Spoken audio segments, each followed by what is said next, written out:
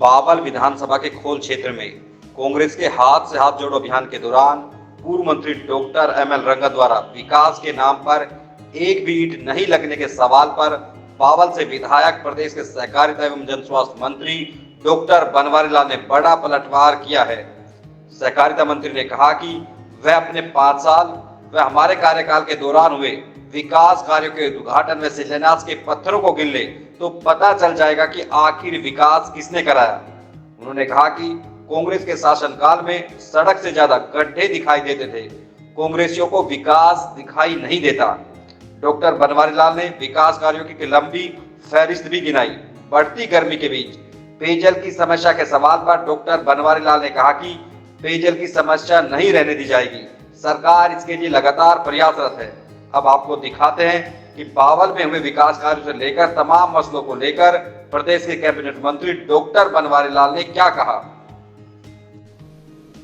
Sir 17 तारीख से एक बार फिर से बजट सत्र शुरू हुआ, क्या खास रहेगा और क्या रहने वाले बजट में? देखो, ये बजट जो बजट सेशन है और इसके अंदर जो माननीय मुख्यमंत्री जी ने एज ए वित्त मंत्री जो बजट पेश किया है उस पर चर्चा होगी और एक कमेटी भी, कई कमेटियां भी बनाई गई हैं जो हर इश्यू पर उस पर बात करेंगी, चर्चा करेंगी और उनकी रिपोर्ट भी आएगी। उस हिसाब से बजट में कुछ जो टोटल अमाउंट है वो तो चेंज नहीं होता, लेकिन किसी की योजना में कुछ कम हो जाए, किसी में ज़्यादा हो, इस तरह की योजना उसमें होंगी। और जो बजट सेशन होता है उसमें जो पूरे साल का जो विजन होता है उसके अंदर भी हमने अगले आने वाले इस साल के अंदर क्या क्या काम करने, वो सब चीज़ें उसके अंदर होंगी। सर एक गर्मी शुरू हो गई है, पानी की समस्या के पूरे दक्षिण हरियाणा में रहती है, खासकर रेवाड़ी में, उसको लेकर सरकार क्या तैयारी कर रही है? देखो, दक्षिणी हरियाणा जो टेल पर है तो कुछ पानी की टैंकों को भर लें तो जो नहर लंबे समय तक नहीं आए तो उसमें लोगों को दिक्कत ना आए। तो ये हमारी ये योजना है और उसको हम सिरे चढ़ा रहे हैं और सरकार से, माननीय मुख्यमंत्री जी से अनुरोध भी करेंगे कि जो हमारा नहरी पानी जो मिलता है उसको बढ़ाया जाए ताकि गर्मी के समय में पीने के पानी की कोई समस्या ना आए। सर एक भंडारण की समस्या आपने जैसे बताई कि भंडारण की समस्या एक बड़ी समस्या है रेवाड़ी में, उसको लेकर कोई प्लानिंग का आपने अधिकारियों से पिछले दिन मीटिंग भी ली थी? देखो, हम जब पिछली योजना में भी मेरे पास ये विभाग था पब्लिक हेल्थ, उस टाइम से ही हम लगे हुए हैं कि रेवाड़ी के अंदर कोई एक एडिशनल टैंक के लिए जमीन अवेलेबल हो जाए, लेकिन वो अभी तक हमें विभाग को कामयाबी नहीं मिली है। और हम जो रेवाड़ी के विधायक हैं उनसे भी कई बार कह चुके हैं कि भाई आप भी प्रयास करें, अगर कहीं जगह मिल जाती है तो हम एडिशनल टैंक वहाँ बना सकते हैं ताकि रेवाड़ी के लोगों को गर्मी के समय में पीने के पानी की कोई दिक्कत ना हो। सर एक हाथ से हाथ जोड़ो यात्रा कांग्रेस की ओर से चला रही है। कल खोल में आपके विधानसभा में ही कांग्रेस के नेता हैं जो चुनाव भी लड़े थे, पूर्व मंत्री हैं डॉक्टर एमएल रंगा, वो कहते हैं कि एक ईंट भी नहीं लग पाई विकास के नाम पर, इसको लेकर क्या कहेंगे सर? देखो, ऐसा है, अब उनको विकास नहीं दिखता तो मैं क्या कह सकता हूँ, लेकिन अगर वो देखें, हर गांव के अंदर जाएं, वो भी 5 साल मंत्री रहे, वो अपने स्टोन पत्थर फाउंडेशन या उद्घाटन के गिन ले और हमारे भी गिन ले, उनको पता लग जाएगा भाई उनके समय में कितना विकास हुआ और हमारे समय में कितना विकास हुआ। आप बावल के अंदर घुसते ही विकास आपको दिखेगा। हमारा जो बस स्टैंड, कितना शानदार बस स्टैंड बना हुआ। उसके बाद आप जब भी बावल आते थे तो जो बणीपुर चौक पर कितने गड्ढे होते थे, पानी होता था, आज कितनी चौड़ी चौड़ी सड़कें बनी हैं। उसके बाद हमारा जो बीएससी एग्रीकल्चर कॉलेज था वो 1995 में उसकी नींव रखी गई थी और 2014 तक किसी ने उसकी ओर ध्यान नहीं दिया। हमने 2015 में जब मुख्यमंत्री बावल आए तो उनसे इसकी शुरुआत कराई और अब इतनी शानदार बिल्डिंग, बच्चों के लिए hostel, girls boys hostel building है, ऑडिटोरियम है, आपकी लाइब्रेरी है, इतना सुंदर कैंपस हमने बनाया है।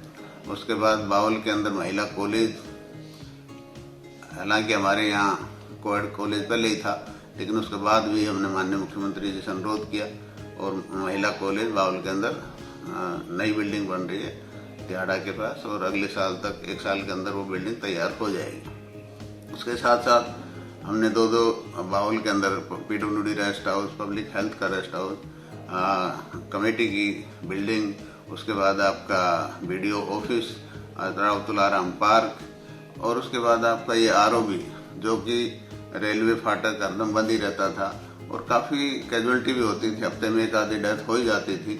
तो ये पुल बनाया जिससे लोगों को इतना आसानी हुई है कि हॉस्पिटल भी परली तरफ है, कॉलेज भी परली तरफ है, और अब तो हमने एक सेक्रेट, जो मिनी सेक्रेट हमारा जो सब डिविजनल सेक्रेट बना है सावन रोड पे, वो भी उधर ही है।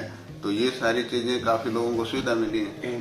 उसके बाद 200 बेड का ESI हॉस्पिटल बन रहा है, वो भी जल्दी बनकर तैयार हो जाएगा। उसके बाद आपने देखा होगा कि हरियाणा के अंदर एक पॉलिटेक्निकल धामलावास, जो कि 1995 में उसकी भी नींव रखी गई थी और वो भी कोई दूसरी जगह चला गया था, लेकिन हमने उसको शुरू किया और आज कितनी शानदार बिल्डिंग और वहाँ पर क्लासें लग रही हैं। इसी तरह आपका ये सैनिक स्कूल है, सैनिक स्कूल भी काफ़ी लंबे समय से पेंडिंग पड़ा था, हमारी सरकार ने इसको बनाया। और जो एम्स पूरे हरियाणा में एक आना था, वो हरियाणा हमारे विधानसभा के अंदर आ रहा है, तो एक बहुत बड़ी उपलब्धि है। और थोड़ी बहुत खींचें उसमें पूरी हो जाए, उसके बाद उसका शिलान्यास होगा। और विकास की दृष्टि से हमारे जब कांग्रेस की सरकार थी तो रोडों में गड्ढे ज़्यादा थे, रोड कम थे, लेकिन आज हमारे पूरे विधानसभा के रोड भी अच्छे हैं। और पीने की जो समस्या, बहुत बड़ी समस्या थी दक्षिणी हरियाणा के अंदर और बावल के अंदर खासकर, और खोल ब्लॉक के अंदर खासकर, लोग जब 2014 में जब मैं गया तो लोग लेडीज पानी लेके आती थी, पी के देखो, और वो पानी पीने लायक वास्तव में नहीं था, वो कड़वा पानी था।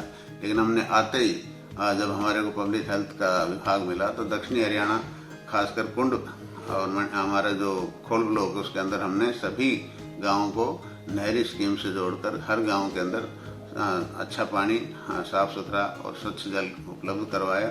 और आज वहाँ पर पीने की पानी की कोई समस्या नहीं है। इसी तरह हमारे बिजली के हमने 633 kV के 6 सब स्टेशन बनवा दिए हैं, और उसके बाद भी और भी अभी विदावास, रणसी माजरी वगैरह ये अभी पेंडिंग धारण में जमीन का थोड़ा इशू है, तो ये भी जल्दी ही बनेंगे। और 120 kV का कमालपुर में भी लगभग बनकर तैयार हो गया, उसका भी जल्दी ही शिलान्यास करेंगे। तो पब्लिक हेल्थ के अंदर हमने हर गांव में, पूरे विधानसभा क्षेत्र के अंदर हर गांव, हर कल जिस तरह से प्रधानमंत्री जी का जो जल जीवन मिशन के तहत हर घर नल से जल, उसके ऊपर पूरा काम कर रहे हैं और हर लोगों को अच्छा स्वच्छ पानी उपलब्ध करवा रहे हैं। डॉक्टर साहब, आपने एक लंबी फहरिस्त गिनवाई विकास कार्य, फिर कांग्रेसी को कार्य दिखते क्यों नहीं? आखिर वो क्यों कहते हैं कि ईंट तक नहीं लग पाई? क्या वजह लगती है आपको? वो तो विपक्ष का सोचने का नजरिया अलग होता है। विपक्ष को तो कितने ही अच्छे काम कर लो, सभी उनको तो ये लगेगा कि सरकार ने कुछ नहीं किया। सर, एक ई टेंडरिंग को लेकर सरपंच नाराज है, लगातार वार्ता भी, सीएम साहब भी लगातार वार्ता करें। क्या ये नहीं लगता कि नुकसान होगा सरकार को इससे? क्या इसका समाधान होना चाहिए? देखो, सरकार ये चाहती है कि कोई भी काम ट्रांसपेरेंसी से हो, और सरपंचों की लिमिट में कोई तब्दीली नहीं है। 2 लाख तक का सरपंच अपनी मर्जी से काम करवा सकता है बिना टेंडर के, लेकिन इससे बड़ा अगर काम है तो उसके अंदर ट्रांसपेरेंसी आनी चाहिए। और मतलब उसमें कोई लिमिट नहीं है, वही कितना काम करवाए। सरपंच की एडमिनिस्ट्रेटिव पावर उन्हीं को दी है, सरपंचों को दी, पंचायत को दी है। और उसके बाद टेंडर का जो समय था वो भी 1 हफ्ते कर दिया है, पहले 21 दिन वगैरह होता था, अब वो 1 हफ्ते का टाइम कर दिया कि 1 हफ्ते के अंदर ही टेंडर ओपन हो जाएगा। तो जो डिले की बात कर रहे थे उसको कम कर दिया सरकार ने। और देखो, पहले क्या होता था, एक ही सड़क के 2-2, 3-3 बार पैसे ले लेते लोग, मटेरियल उसमें पता नहीं क्या डला नहीं डला।